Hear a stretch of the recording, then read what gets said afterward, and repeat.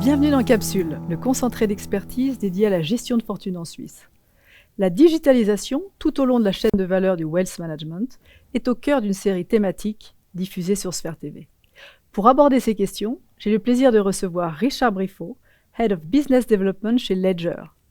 Bonjour Richard et bienvenue. Bonjour Elsa. Le marché mondial des crypto-monnaies atteint 1800 milliards de dollars selon les derniers chiffres de Coinbase. Que représente le marché des autres crypto-actifs, comme les NFT ou les tokens? Alors il est vrai qu'aujourd'hui, l'essentiel des crypto-actifs, ce sont des crypto-monnaies. Bitcoin, Ether, Solana. C'est là où la demande se concentre et c'est là où la valeur se concentre. Alors les blockchains permettent de faire d'autres types d'actifs crypto à base de tokenisation. Le seul qui a vraiment décollé au cours des 12 derniers mois, c'est le NFT que vous avez nommé, Non-Fungible Token. Alors, les cryptoactifs pourraient être déclinés sur d'autres types de supports, de type token à base de real estate ou de private equity. Mais à ce jour, ce sont vraiment des projets qui sont plutôt embryonnaires et à l'état de proof of concept. Selon vos observations, quel est l'état de réflexion des acteurs de la gestion de fortune sur cette classe d'actifs, à l'heure où la BCE appelle à une réglementation mondiale des crypto-monnaies? Alors nous pensons vraiment que 2022 va être une année de bascule pour le monde de wealth management en Suisse et de très nombreux acteurs vont embrasser la classe d'actifs crypto cette année. Alors en fait, une étude EY a été publiée en janvier qui précisait que 67% des banques privées suisses auraient des projets très concrets de lancement de services crypto. Nos retours terrain confirment ce chiffre. Alors les raisons en fait sont doubles. Un, il y a un environnement favorable proposé par la FINMA qui permet à toutes ces banques privées d'offrir des services crypto. Et deuxièmement, c'est principalement la demande de leurs clients, tant privés qu'asset managers indépendants, qui les poussent en ce sens.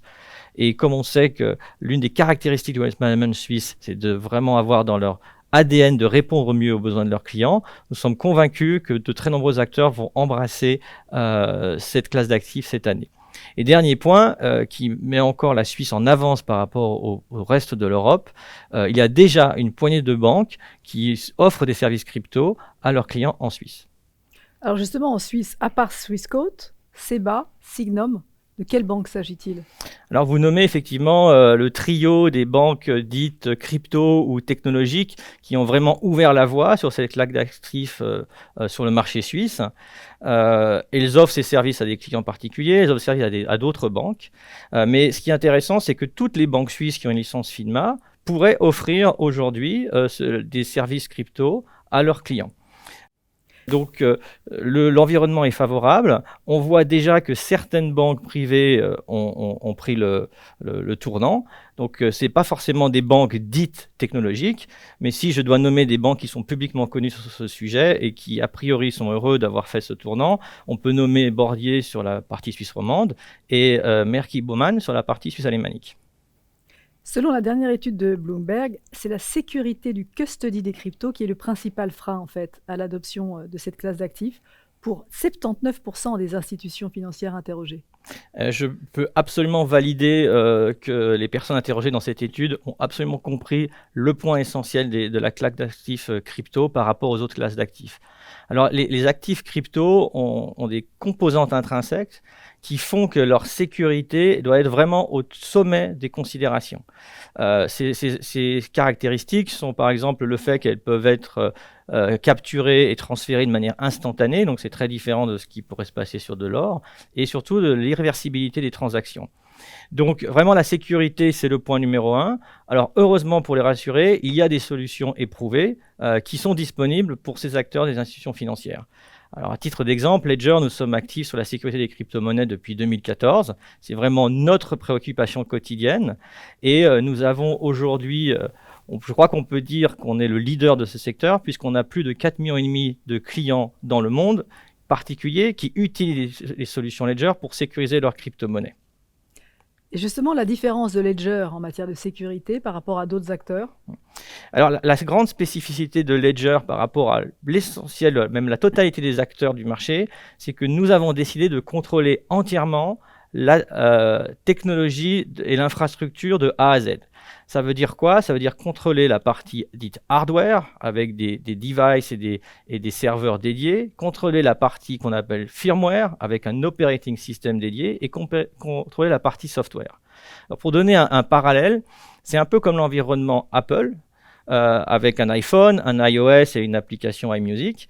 Maintenant, Ledger recrée cet environnement, mais uniquement dédié à la sécurisation des crypto-monnaies.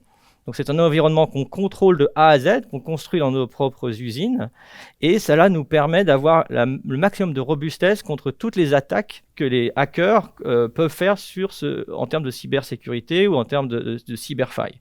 Donc imaginez que Ledger, c'est comme Apple, mais uniquement dédié à la sécurité des crypto-monnaies pour assurer le plus grand contrôle sur vos actifs. Et vous avez 70% de vos investissements qui sont dédiés à la R&D, ce qui représente 600 collaborateurs, dont 400 ingénieurs. Et effectivement, alors une chose qui est importante dans la sécurité, comme dit l'adage anglais, size matters. La taille est importante. Alors pourquoi est-ce que la taille est importante et les investissements sont importants? C'est parce que la course de la cybersécurité, c'est vraiment une course permanente entre le chat et la souris. Donc les hackers, qui sont des milliers ou peut-être des millions dans le monde, vont en permanence tester tous les nouveaux systèmes. Et donc si on veut rester le chat dans la course, il faut en permanence investir pour développer des solutions nouvelles de protection des données et de protection des actifs. Alors Ledger, comme on est à la fois une société rentable et on a fait une levée de fonds importante de 380 millions de dollars en 2021, nous avons les ressources pour investir dans cette course à la cybersécurité. Je vais donner juste un exemple qui est assez illustratif. On a une équipe qui s'appelle Ledger Donjon, qui est composée de 13 ingénieurs parmi les meilleurs du monde en termes de cybersécurité et de cryptographie, dont la seule activité quotidienne est de tenter de hacker tous les systèmes Ledger, tous les systèmes concurrents et en général tous les systèmes de sécurité du monde. Et toutes leurs learnings sont publiés et sont disponibles en ligne comme la philosophie décentralisée demande que ce soit le cas.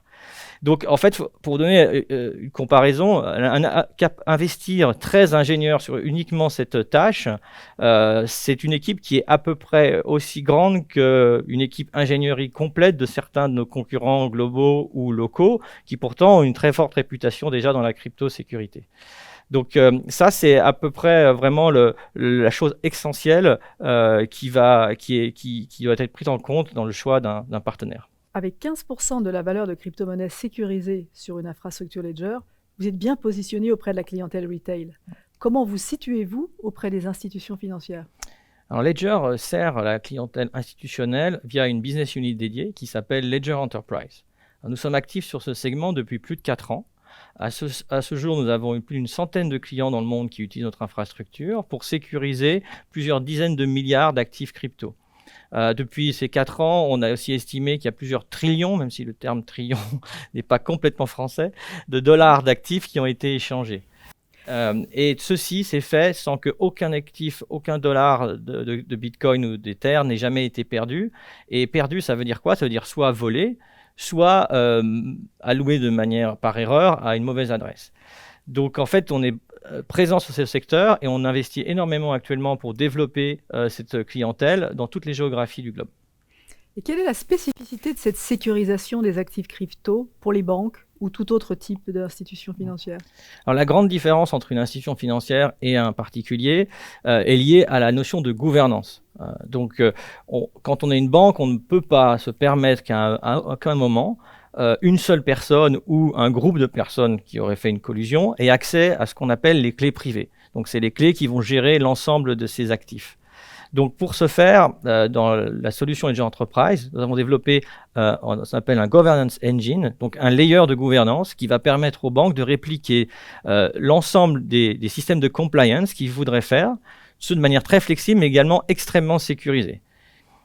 Donc la combinaison entre l'infrastructure propriétaire de Ledger et le layer de gouvernance est en fait la meilleure combinaison pour répondre aux besoins des institutions financières.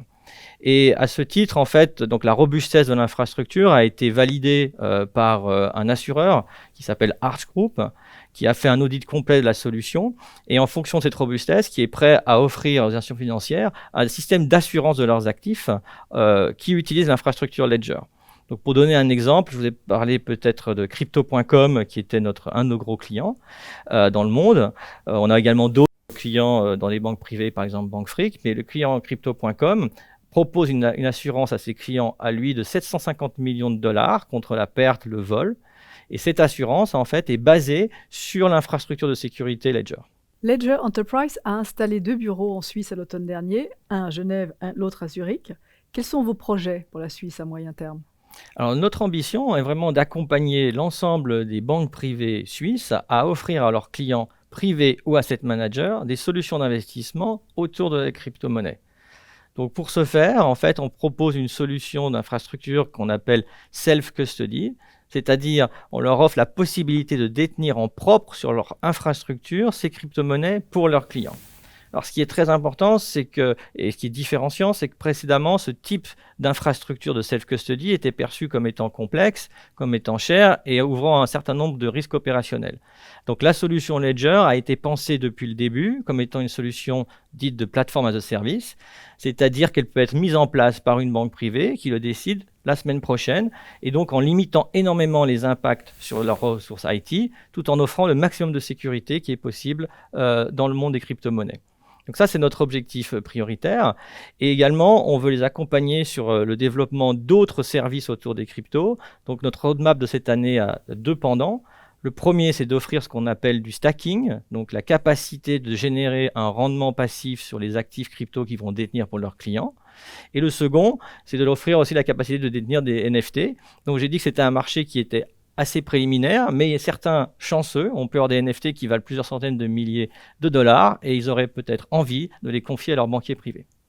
Un grand merci Richard pour cet éclairage sur le marché des crypto-actifs et leur sécurisation. Merci Elsa.